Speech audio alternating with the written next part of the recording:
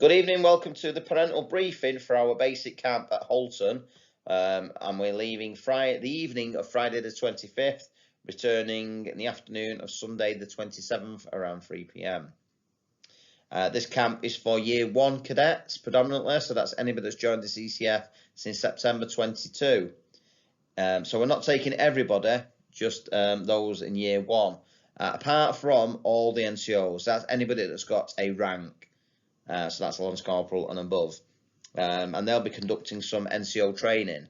We'll also be taking anybody that's in Year 11 that doesn't hold a rank, and they can be included in that leadership development. So some of the activities we'll be conducting them range from learning how to polish boots and iron kit, to keeping a billet clean. A billet is the accommodation they stay in, right through to a bit of drill, right through to an obstacle course, which we'll talk about a bit later on. So in many cases, this may be the first time that some of the cadets have stayed away from home. So it just gets them used to staying in a residential setting. So it's for their first camp, one of around 3 or 4 camps we've got planned throughout the year. Okay, so firstly, everyone needs to come to camp on the Friday evening. When they arrive at school, they need to be in their full CCF uniform. So that's boots, trousers, belt, t-shirt, shirt, smock, beret. So they need to be wearing that, and the reason we do this is to ensure that they actually don't forget anything at home. So arrive to school on the evening of Friday the 25th in full uniform. Any of your normal kit, just bring in a normal weekend bag, something you'd take if you're going away for the weekend in a normal circumstance. And once it's highlighted there, you will need a sleeping bag. So they'll all need a sleeping bag simply because it is a weekend accommodation. It's not designed for stays longer than a few days, so it doesn't have any bedding and things like that. Obviously, it has a mattress and all that sort of stuff, but they won't have any bedding. So they'll all need a sleeping bag. Now, if anyone's particularly struggling with a sleeping bag, we will take a couple of spares just in case. They will need some warm civilian clothes. Predominantly for Saturday night after training, so they get changed, let their hair down and chill out. Don't forget a coat, because it can be cold at Halton. Usual stuff then: wash kit, towel, something to sleep in, clean underwear, boot kit as normal, and notepad and pen is handy. And also some spending money for our tuck shop. Anything expensive electrical items, so you bring them at your own risk. I mean, a phone is pretty standard, but anything you want to bring, anything like iPads, AirPods, anything like that, they do bring at their own risk. If they're lost or damaged or whatever, it is at their risk. We can't be held responsible. Okay, so as I mentioned earlier, when they arrive on Friday, they'll be in the CCF kit, but anything else to bring in, such as the normal clothes and everything, just taking a normal weekend bag. However, once we're there, we will issue them bits of kit. So the first thing we're going to issue them is one of these small bags. It's just a little backpack, and it's just what everyone will carry around during the day's training, just to hold some bits and bobs in. So we issue them this. We have 100 of them, and they're all numbered, and each cadet will be issued one next to their name. So that same bag needs to be handed in on the Sunday. As I say, it's only a little backpack, and the things we put in there are a Gore-Tex smock. So predominantly this is it for if it becomes inclement and it's raining, but also sometimes we do put these on top of smocks just to give a bit of extra warmth, because it can get cold at Halton. And we'll also provide them with a water bottle and mug. Kind of speaks for itself. So during the day, we'll either get out some juice from the cookhouse, or if it's particularly cold, we'll get some hot drinks. So them 3 items are issued, but that little backpack, please don't confuse that with something we're going to issue them to bring their kit in on the Friday. This is purely to carry a small bag to carry the equipment while we're there on camp. Okay, just a note on something warm to eat. So obviously they'll be returning to school in the evening of Friday the 25th. So they'll leave school at 3:15 as normal to go and sort themselves out, get ready, and returning a bit later on. So please make sure they eat something warm, because the cookhouse at Halton will not be open when we get there, and we will arrive there around 8:15, 8:30. So there'll be no hot food. So make sure they eat something hot that's going to keep them going. Now, we will open the tuck shop on the Friday night, so they can get some little snacks and what have you. But the next main meal they'll get will be Saturday morning at breakfast. So just make sure they eat something warm. Okay, so reception on the Friday night. So as I said earlier, so they will be leaving school on Friday the 25th at 3:15 as normal, and they'll go home.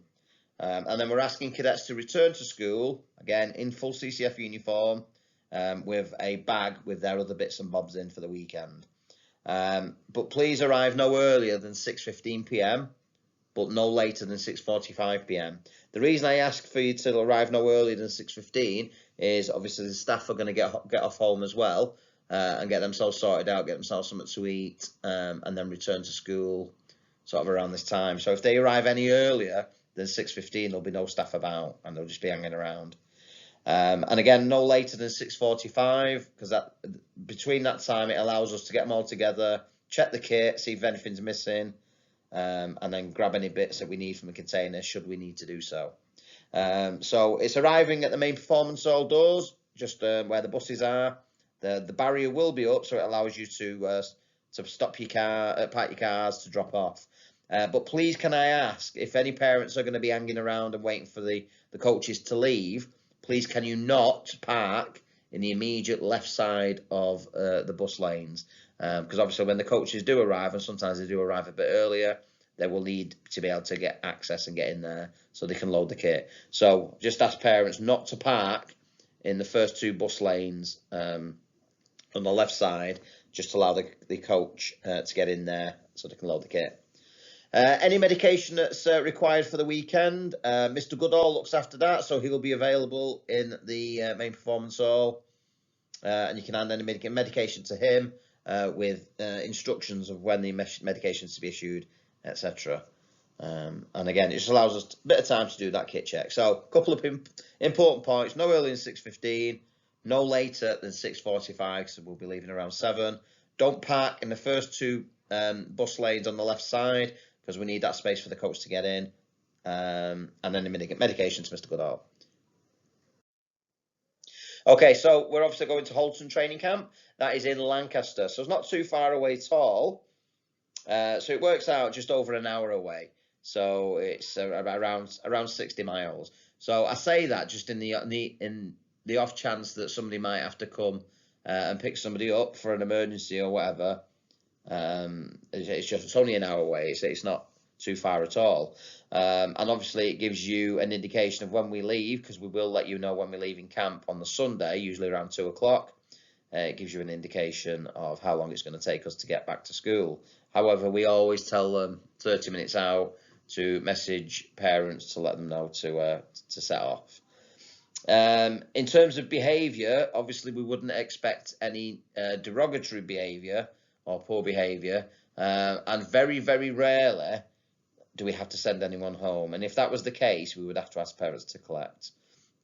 But I've got to say, this is our 5th year in the CCF, and we've only ever had to send somebody home once. So it's not something that will probably happen.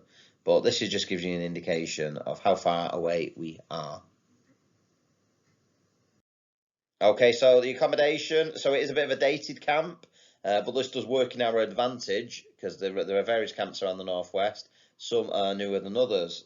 Now, with this particular camp, because it's reasonably dated, although it's still comfortable, it's not often booked, so it allows us to get in there as and when. So that's just a view of some of the accommodation buildings. So them buildings immediately on the left there, that would be a typical what we call a billet. So that's the sleeping accommodation, which I'll show you a bit later on, and there's various training accommodation there as well.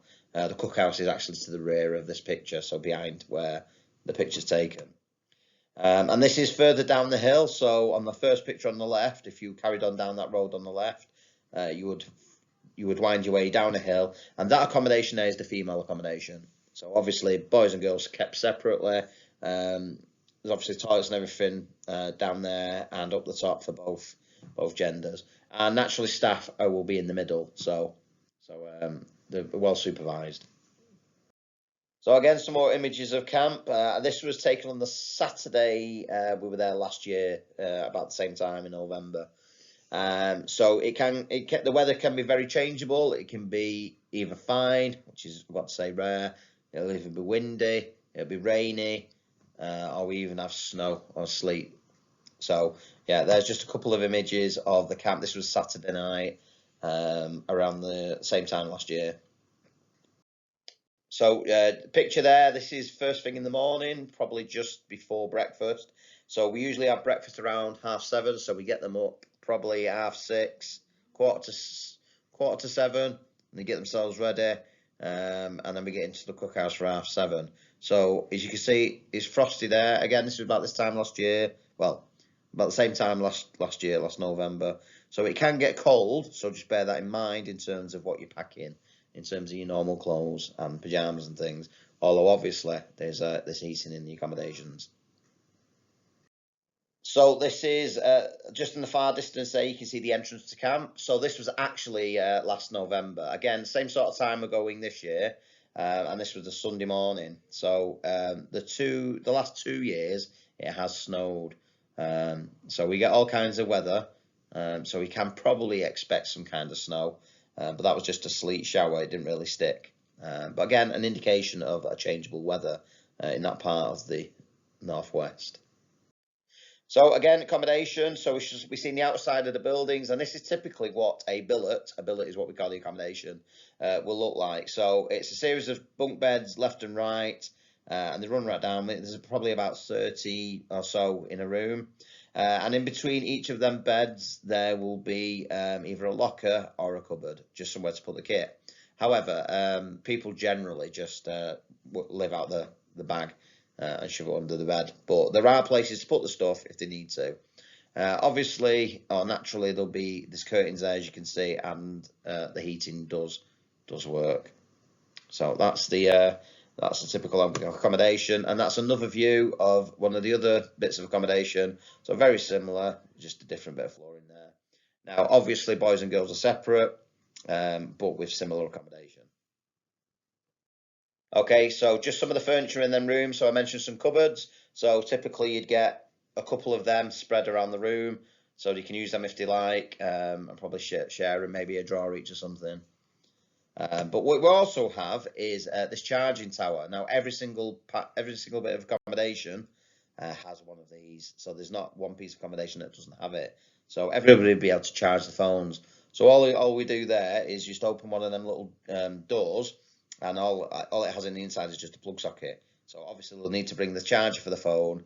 So they plug the charger in, and they can leave that in there overnight, and it will charge, which is great and fantastic.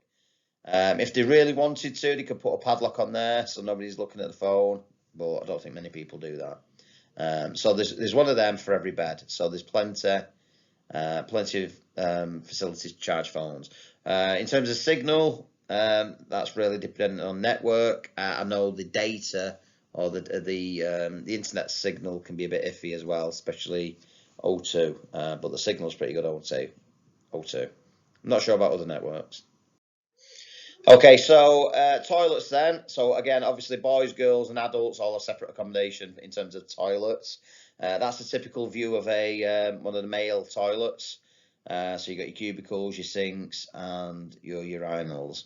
That's one. And this is another view of one of the washrooms near the accommodation for the males. Again, females similar.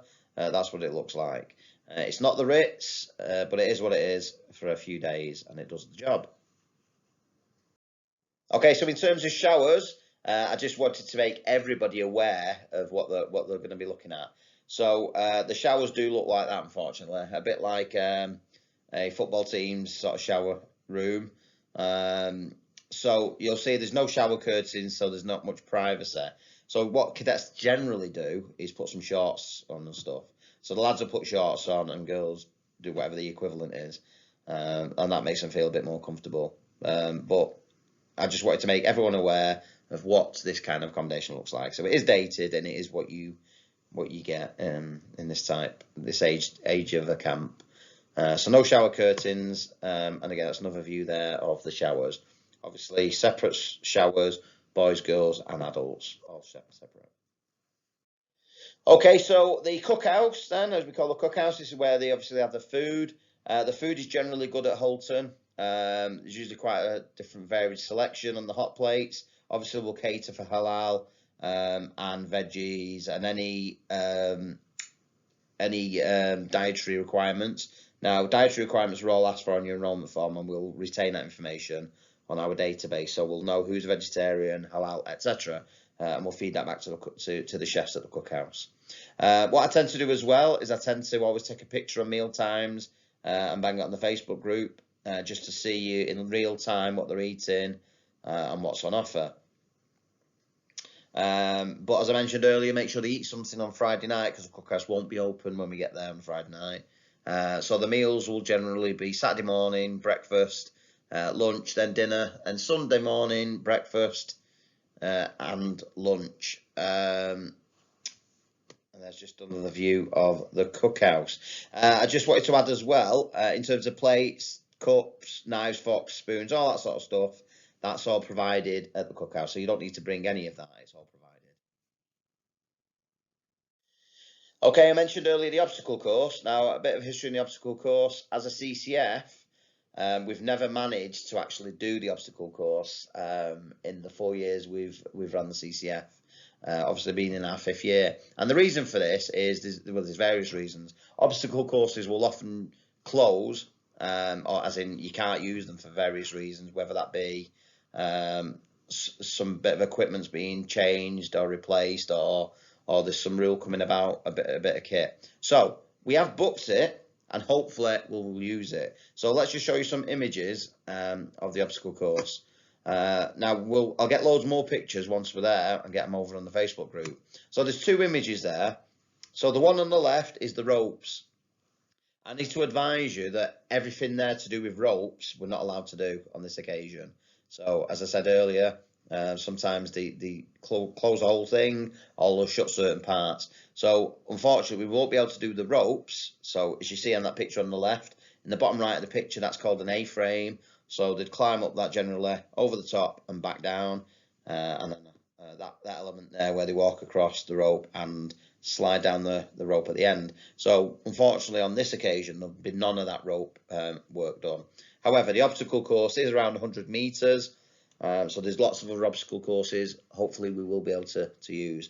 The picture on the right is a typical example. That's usually at the start point, so they gradually climb up or step up each of them logs and go over the top and then carry on. You'll also notice they're all wearing helmets, so it's all perfectly safe. It's run by an obstacle course instructor. So in our case, Mr. Goodall has been on the course and he'll be running that for us. So they should have a fantastic time there. Hopefully the weather won't be against us in terms of ice, because that's closed it in the past. But the plan is we'll get them on that obstacle course, so that'll be fantastic. Okay, before they can go on that obstacle course, you would have seen from last week these forms making an appearance at home. This is called a PAR-Q form. So there's a couple of tick boxes and there's a signature box. So nobody will be allowed on the obstacle course unless this form is completed and signed by a parent. So if you've not done that already and they're going to camp, let's get that into school. There's a couple of places you can place these or drop these off. At reception, there's a box for this form, so if you drop it off at reception at any time, they'll bang it in the box and I collect each day. Alternatively, they can stand it in at CCF over the next week or so. So very important, if they haven't got this form, we can't let them do the obstacle course. Okay, so emergency contact number. So obviously there may be times when you do need to get hold of us in an emergency.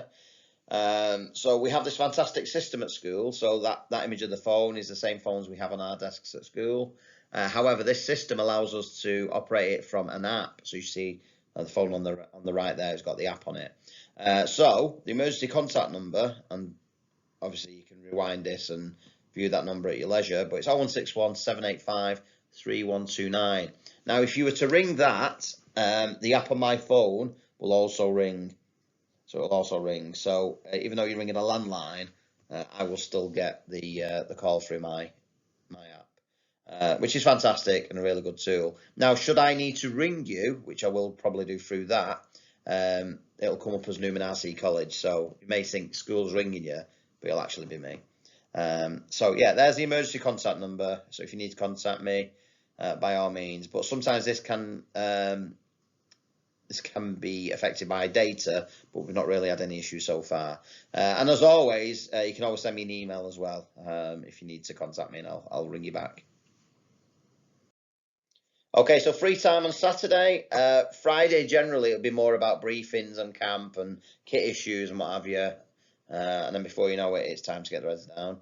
But certainly Saturday night, after training, gives them opportunities to let the hair down, so to speak, so they can get changed into normal clothes. Again, mentioned earlier, make sure they bring something that's appropriate and warm. We tend to put a movie on just to keep them entertained, although people will probably generally do their own thing. But we'll certainly have the tuck shop open. So obviously they need to send them with a few quid to get some bits and bobs Friday, Saturday night, and maybe sometimes during the day during training. But please don't send all notes or 5, 10s, etc. Because you can appreciate we'll have a limited amount of change, and if everyone's bringing notes, we're going to struggle. So please send some change with that tuck shop money, which will be fantastic. Okay, so let's talk about our Facebook group. As you may or may not know, we have a fantastic parents Facebook group. You probably, if you're watching this, then obviously you're on it. But there will be parents that are not. Should be know any parents that are not on the Facebook group. All you need to do is search through Facebook on Newman RC College CCF. Once it comes up, it'll ask for the cadet's name. So put the cadet's full name in, first and last name, and that just allows me to confirm that the cadet is actually in the CCF, and then we allow you to join. Obviously, sometimes we do get various parents trying to join just simply because it's linked to Newman RC College, and there are only parents on this group. There's no students on here at all. But I appreciate not every parent has Facebook. But however, MyEd will remain the official form of communication from school, and it's all operated through your email address. The only reason you would not get any communication is if the school have the incorrect email address. And this is all done through admin, so I don't send any of this out. Anything I need to send out, it all goes through admin. Now, the MyEd message for this will go out from tomorrow, which is Tuesday, the 15th. So it'll be on what will be on there is a link for consent to come to camp, and also there'll be a link to parent pay, or only parent pay will be the £10 fee. Don't forget that sibling rate that I mentioned earlier on in the year, and both them links will expire on Wednesday the 23rd of November at 12 o'clock, and that just gives me a bit of time to collate all numbers of those attending, so we can get it off to the camp so they know how many to expect for feeding purposes. Okay, so I will return to school on Sunday. So generally, the coach arrives and we aim to leave around 2 o'clock on the Sunday. So as you saw earlier, it's only an hour away, so we should be at school around 3 o'clock. But what we always do is we put on the Facebook group that we've set off from Halton, because sometimes it might be a bit after 2, and it just gives you an indication that if we've set off, it's going to take us an hour to get to school. What we also do is when we're 30 minutes out, we'll get the cadets to message you to say, well, we're 30 minutes out, so you can make your way to school. Now the barrier should be up, so getting your car parked will be great. But just please also be conscious not to fill up that bus lane on the left. So that first 2 bus lanes on the left, please don't park there, because we need to get the coach in and get the kit offloaded and everyone off the coach safely. So just in a nutshell then, you should aim to return to school 3 o'clock.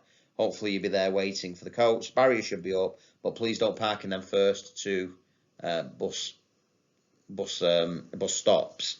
Just allow the coach to get in there. Okay, so I hope you found that informative, and this ends the parental briefing for our Halton camp.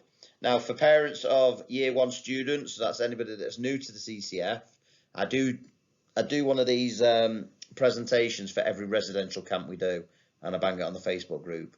So it's just keeping you informed and up to date with exactly what's going on and what we're going to be doing.